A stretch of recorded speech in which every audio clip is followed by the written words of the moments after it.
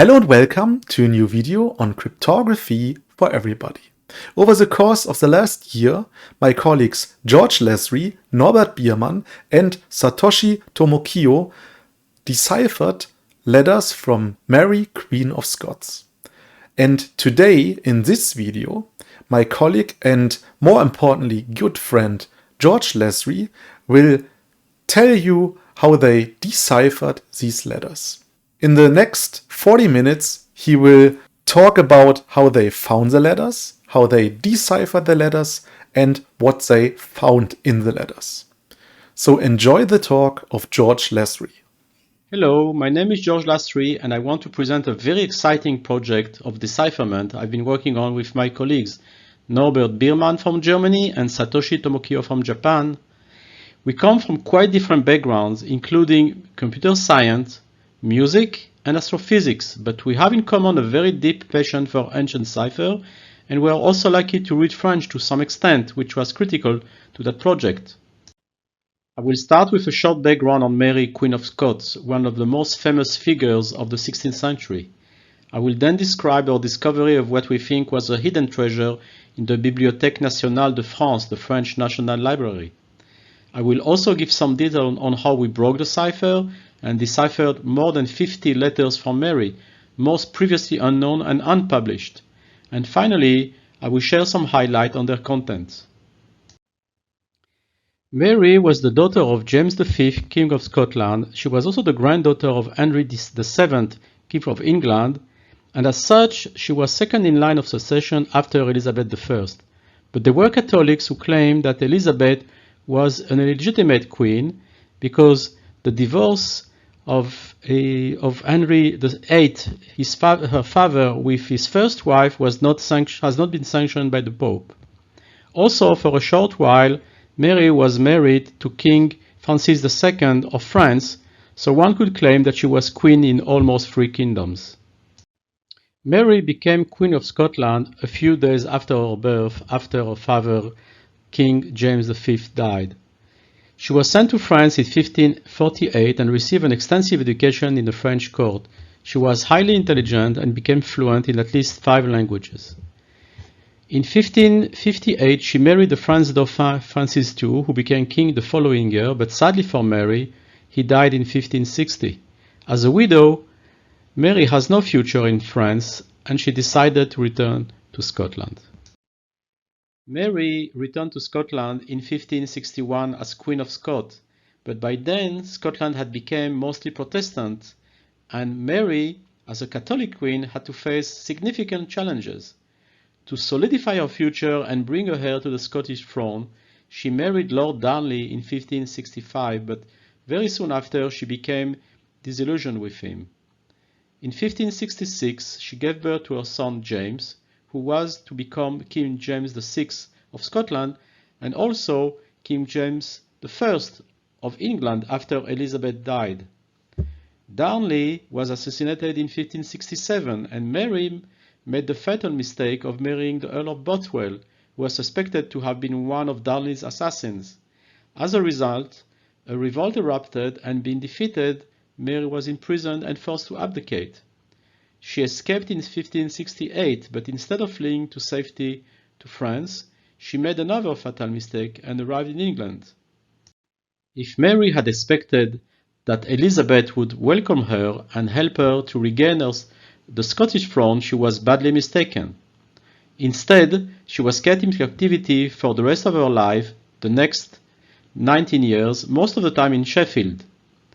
She had dozens of servants with her and was kept in relative comfort, but was moved from time to time and her health started to deteriorate over time.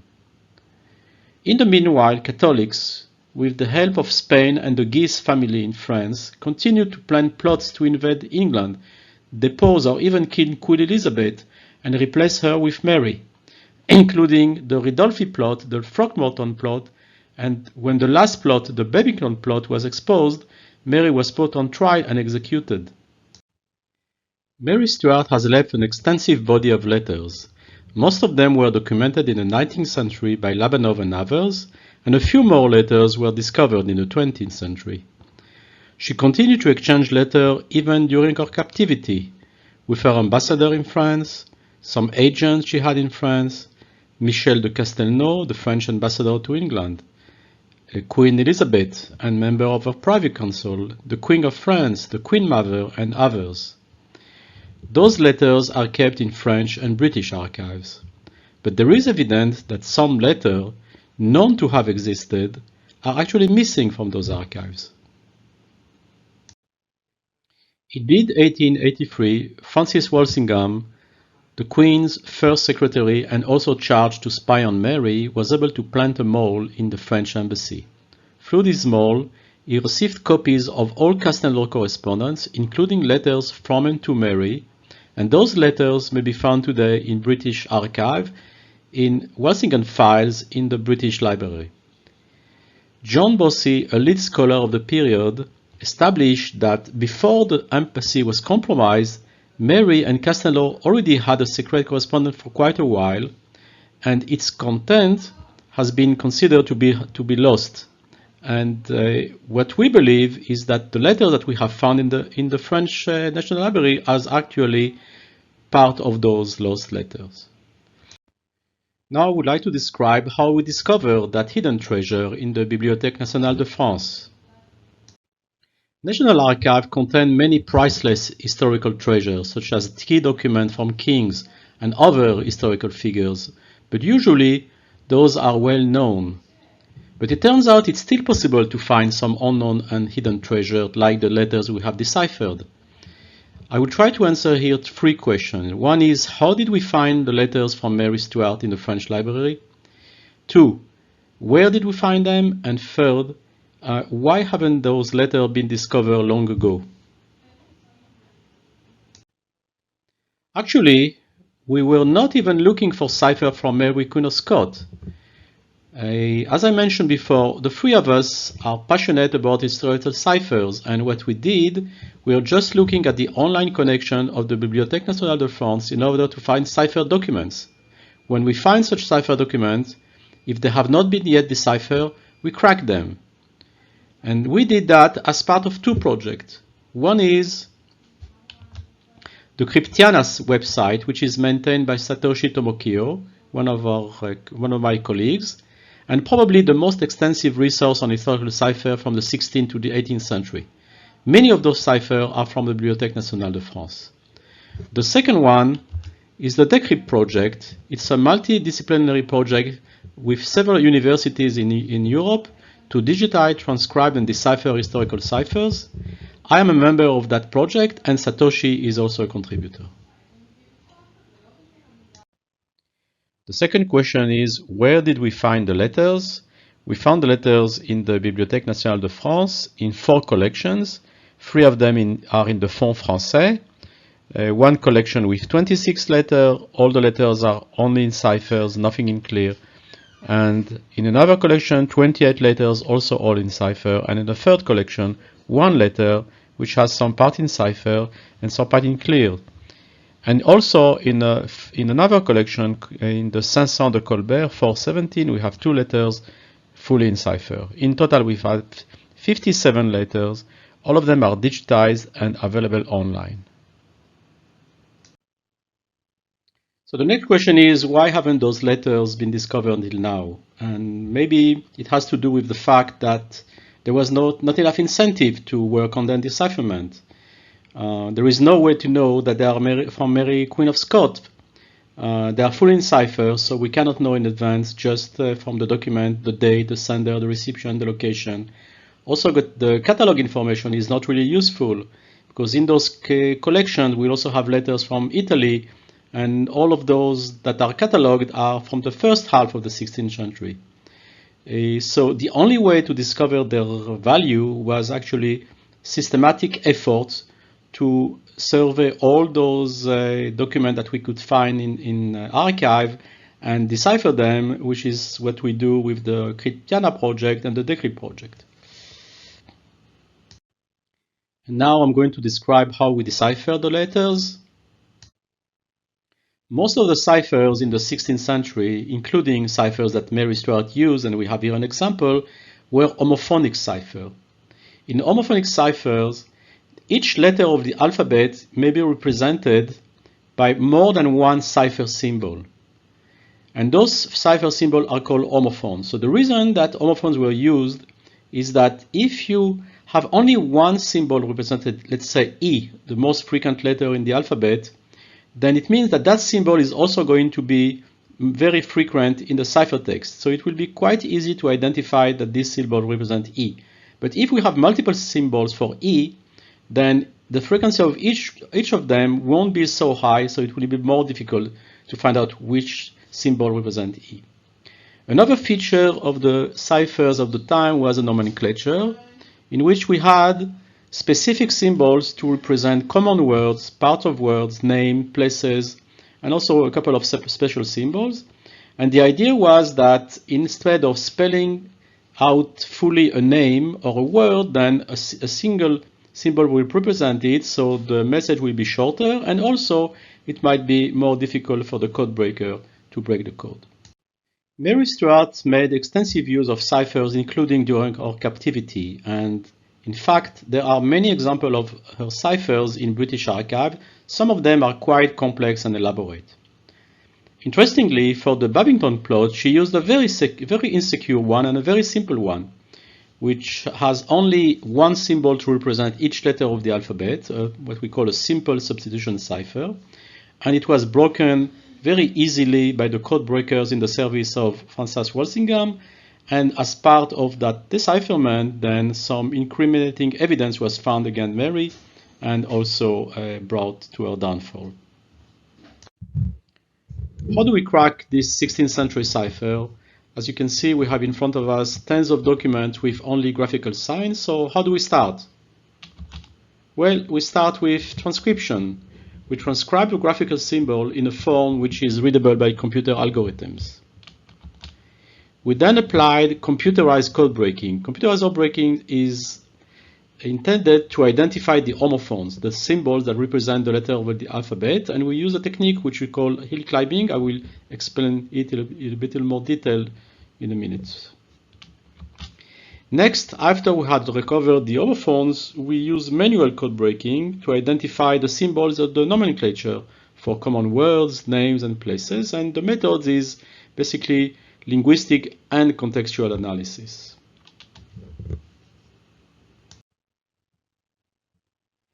First, we needed to transcribe the material, and because those are a graphical symbol, we could not use text editors like Word. We needed some special tool to transcribe them.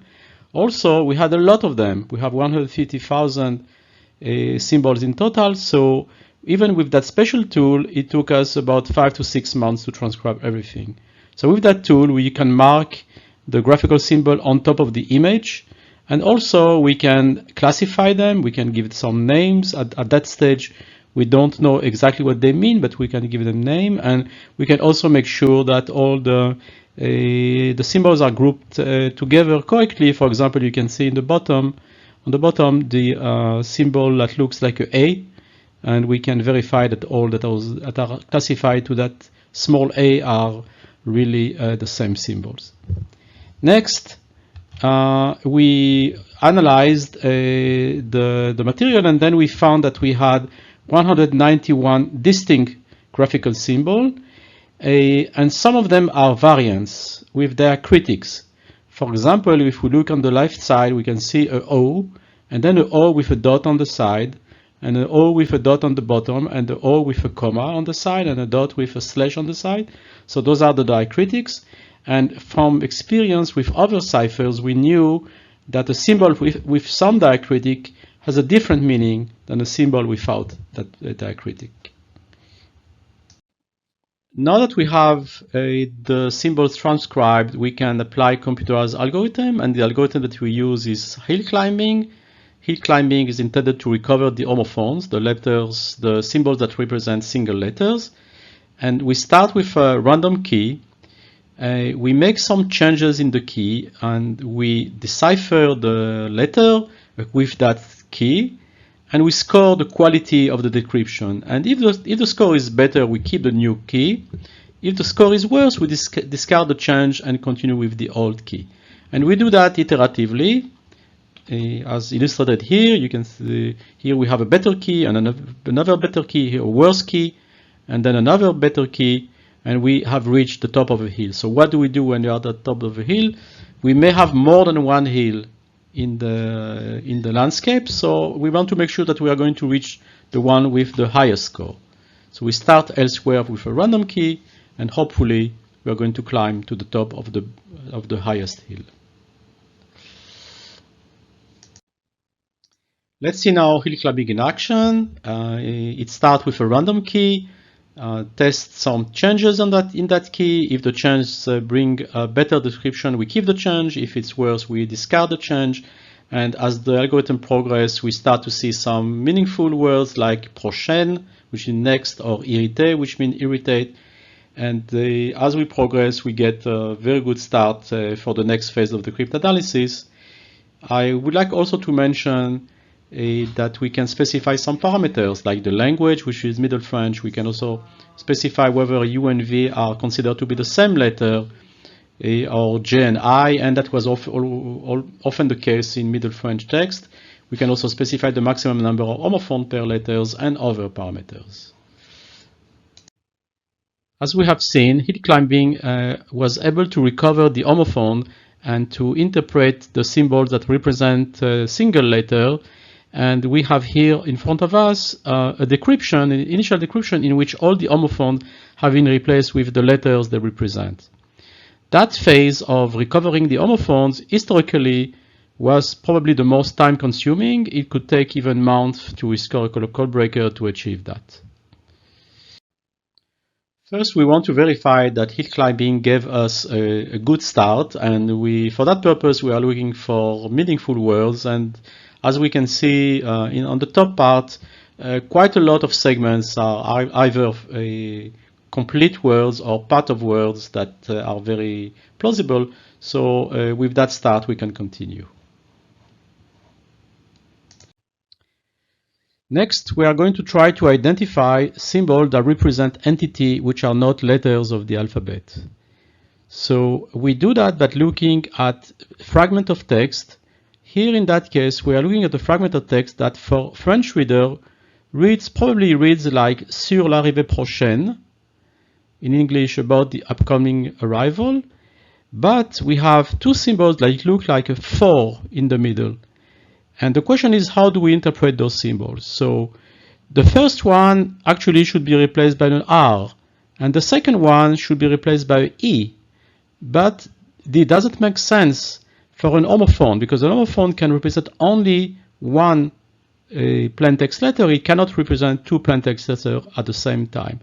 But if we interpret the symbol that looks like a 4 as the symbol that can be used to repeat the last symbol, then everything fits very well, because the first 4 will repeat the letter R, and the second one will repeat the letter E, and then we get the correct spelling for sur l'arrivée prochaine. Next, we want to interpret the symbol that looks like an exclamation mark. So we look at the sequence that has twice that symbol, and if we ignore the C and the exclamation mark, which we have twice, then a French reader could identify the word prochain, which means next or upcoming. So how should we interpret the exclamation mark if the word is really prochain? So the only way to do that is to assume that the exclamation mark is actually used to delete the previous symbol. So the first one will delete the first C, the second one will delete the second C, and then we can read the word prochain correctly. We now want to interpret the symbols that look like a Y with a dot. For that purpose, we look at again at the expression sur l'arrivée prochaine, and it's followed by that symbol. And you'd expect that if you say something like about the upcoming arrival, then probably you expect the word of in English, which is de in French, to appear here. So this is an hypothesis that we can test in other places. We can test it in moins de craindre, which means to fear less, which also fits very well. And if we check other places it will also fit. So we can safely interpret the Y with a dot as the word de of in English. The next example is also interesting. So it's the A with a dot. We see it in a word that looks like advantage. Advantage was it turns out that the English spelling of advantage is the same as the Middle French spelling of avantage, which is without the D. But with the Middle French, we had the D, so it fits very well here. And then if we interpret the A and a dot as A and T, which is very common in French word, we can check other example like autant, which means so much, and there are other places in which it fits very well. So also we can safely interpret the A and a dot as ANT. This one is a little more complex. We had to make a guess which is less trivial, but it seems that the fragment that we have here is réétablissement, which in English is re-establishment, and in Middle French it was rétablissement, different than the modern French. And if we interpret the 3 with a dot in the bottom as EST and the W with a dot on the side as ENT, then we can recover that word. And also if we check infiniment, infinitely, it also fits very well, and in other places it fits well, so we can interpret those two symbols as EST and ENT. Similarly, we see that C and a dot on the side appears after persecute and intent, so we can easily complete them to persécution and intention, which are the same spelling in English and in French. So safely we can say that C with a dot is ION. And similarly, we have expression that looks like mon beau-frère, my brother-in-law, or mon fils, my son. So E with a dot is ON. This example is more interesting, and it's not possible to recover the symbol K just by reading the text, but just textual analysis. And basically, what we need here, we need the context. So the sentence says, sur l'arrivée prochaine de K, mon beau-frère, which means about the upcoming arrival of K, my brother-in-law.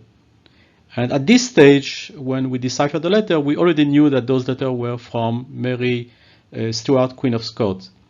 So we just needed to check who could be the brother-in-law who is supposed to visit England. And we know from the historical context that she had 3 brothers-in-law. One of them was not alive at the time. The second one was the King of France. And the third one was Francis, the Duke of Anjou, who actually visited England multiple times with the purpose of marrying Queen Elizabeth I. So we can establish safely that the K is the Duke of Anjou or the Duc d'Anjou. So next we want to complete and identify the remaining symbols. And it can be viewed as working on a large crossword puzzle in which you test some hypothesis, and then maybe that hypothesis will lead you to other solutions for other symbols and so on. And eventually you should be able to complete the whole puzzle. So this may look simple, but actually it was not always simple, and some of the symbols were quite challenging to identify. We have here the full decryption and all the symbols interpreted, but we still need to cut the text into separate words to make that readable. This is the final decryption. We have reformatted the text, we have cut it into words, and it's fairly readable.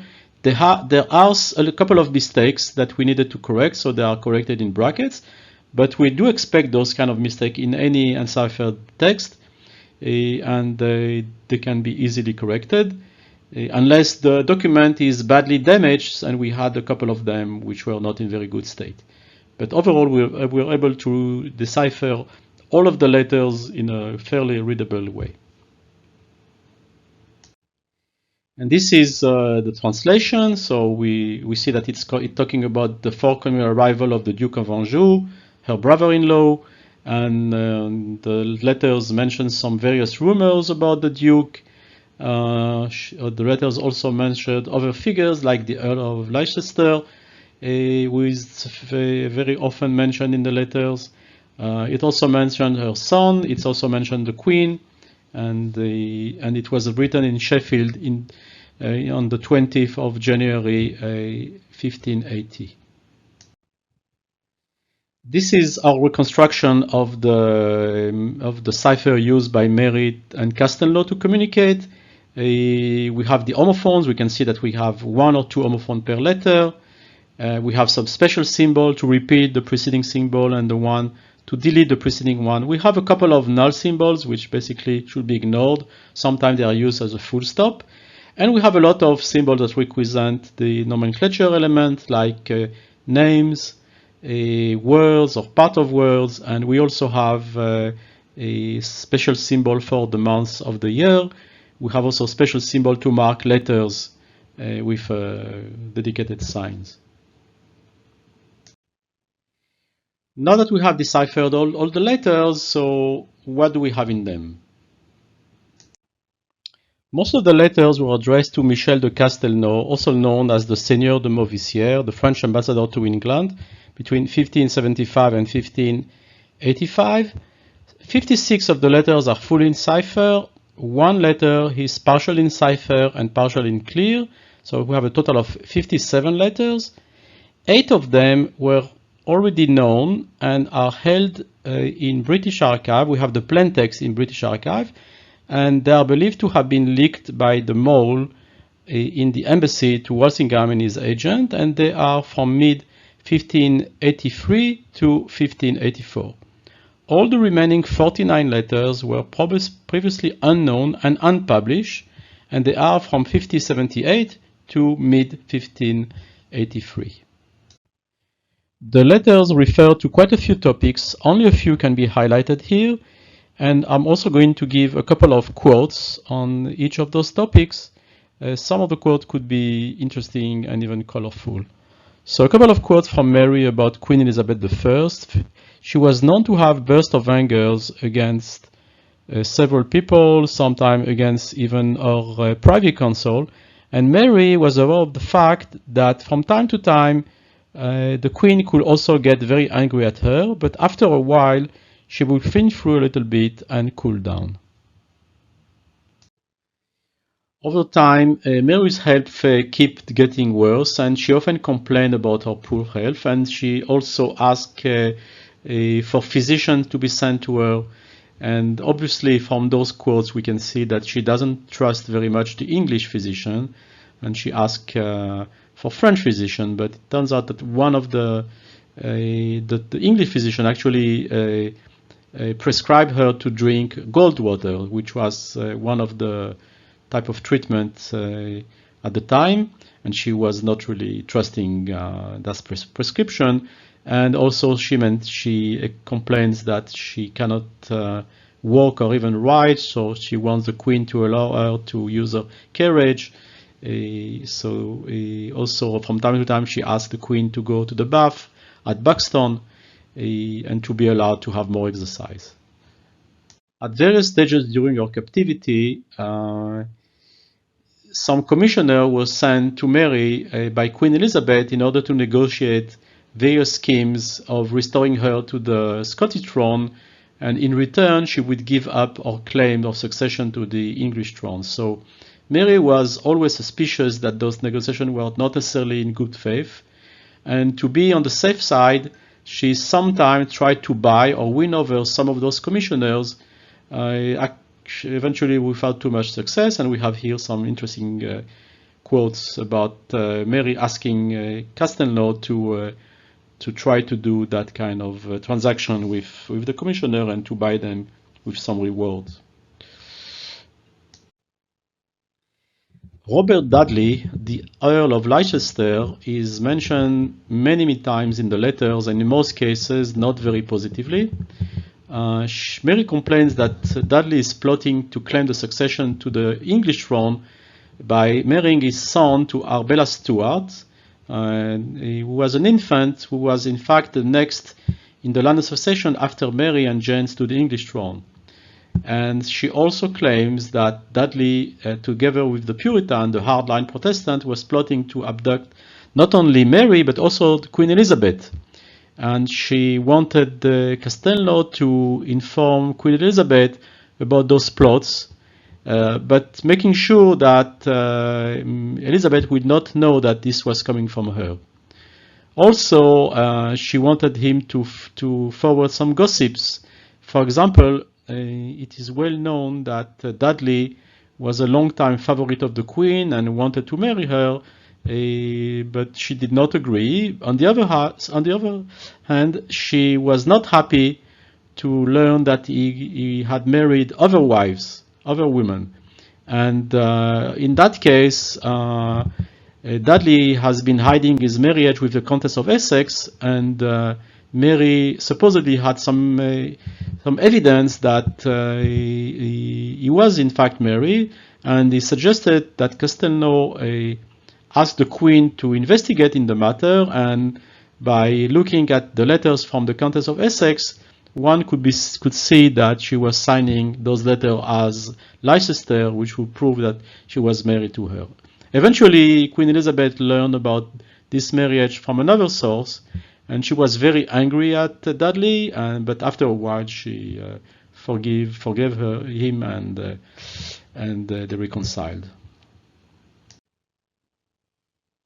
Francis Walsingham was responsible for keeping the watch on Mary and monitoring her communication, making sure she's not plotting anything against the Queen. Mary felt that Walsingham is very hostile to her, and she describes him in very negative terms, like he's an hypocrite and he's trying to, under the pretense of a false friendship, to hide his true intention. She was also trying to warn Castelnau about him and his character and his schemes in Scotland and in France, for example.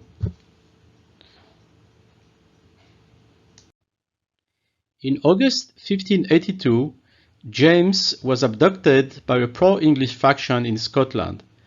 And we have here in our decipherment Mary's immediate reaction to those news. Evidently, she seemed quite distressed and even helpless, because at that time she was not even allowed to send official letters. So she had no means to help her son. And she desperately asked Castelnau and France to help. For example, she wants the King of France to ask the Queen not to intervene in Scotland. And also, she wants the king to send someone to put things back in order in Scotland. Eventually, she's not happy with the result, and at some stage, she would complain that France has abandoned her and neglected her to her cruel enemies. Mary communicated with Castelnau during their captivity via two channels, basically. One was the secret channel, the letters that we have deciphered, but in parallel, they were exchanging letters using the official channel, in which letter will be sent via Walsingham and his agent, and Walsingham will look at the letters, so basically they will be kind of official or open letters, and she made every precaution possible in order to conceal that in parallel she had that secret communication channel. She was also very careful what she would write in the official channel, and she was also using some trusted messenger. One of them was Francis Throckmorton, the famous Throckmorton of the Throckmorton plot. He was given a code name, de la Tour, and he was supposed to bring letters from him to Mary.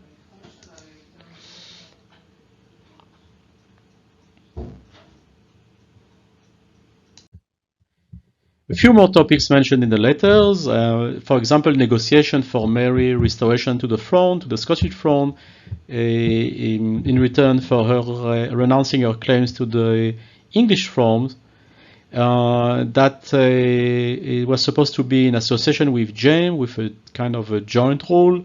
Eventually, James was not really interested in joint rule, and rejected all those offers. But anyway, it's not sure that Queen Elizabeth and her council really intended to bring those negotiations to any successful result.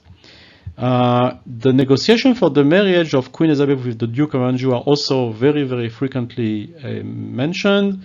Again, he was the brother of the French king.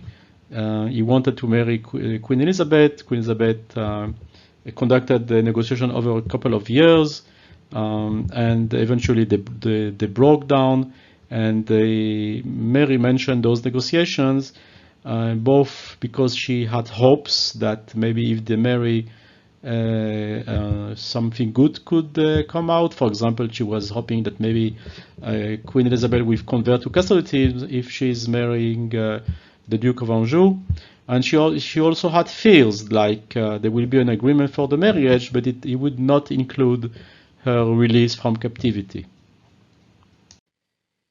Mary was also using Castelnau as a channel to send some secret letters to her agent in France, and also to receive letters from France. And she, from time to time, she mentions that attached to the letter there is another enclosure with letters for example, for her ambassador in France, or for some other agent like Thomas Morgan and others. She's always looking for new messengers and agents to recruit them and to make sure they are compensated. Some of the letters also mention her dowry affairs in France, and the fact that she was not happy because she claimed that half of her dowry was kind of robbed from her. And there are many, many other topics and a lot of names which for sure will be of great interest to historians. In conclusion, this has been a very exciting decipherment project and a significant discovery of a large source of primary material on Mary, probably the most important discovery of material from Mary since the 19th century. With about 50 letters, some of them quite long, and about 50,000 words, enough to fill a book probably. And all this material is now available to historians. In parallel, we are going to continue the search for more material from Mary in the Bibliothèque nationale de France, and also we are going to continue to search for cipher material in various archives, such as the BNF. Thank you very much. This is the reference to our paper.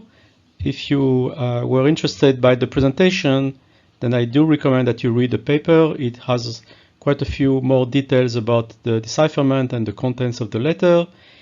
Also, it is with open access, which means that it is free to download. And if you have any question or request, please do not hesitate to contact me in the email below. Thank you.